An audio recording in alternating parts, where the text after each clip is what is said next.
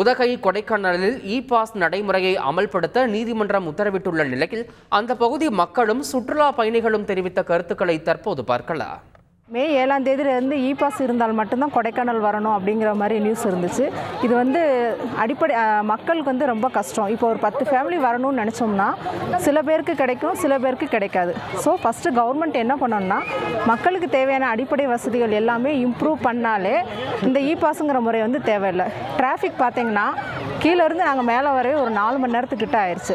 So first அவங்க traffic clear பண்ணி இந்த மாதிரி தேவையான அடிப்படை வசதிகள் எல்லாமே பண்ணிட்டாலே இந்த இ பாஸ்ங்கிறது தேவையில்லை. மலை மாவட்டங்கிறதுனால சிக்னல்கள் ரொம்ப கம்மியாக இருக்குது.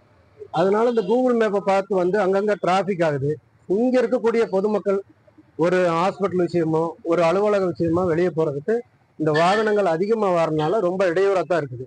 அதனால குறிப்பிட்ட வாகனங்களை அனுமதிக்கணும்னு சொல்லியிருக்கிற உத்தரவு நாங்கள் டாக்ஸி டிரைவர்கள் அனைவரும் மனதார வரவேற்கிறோம்.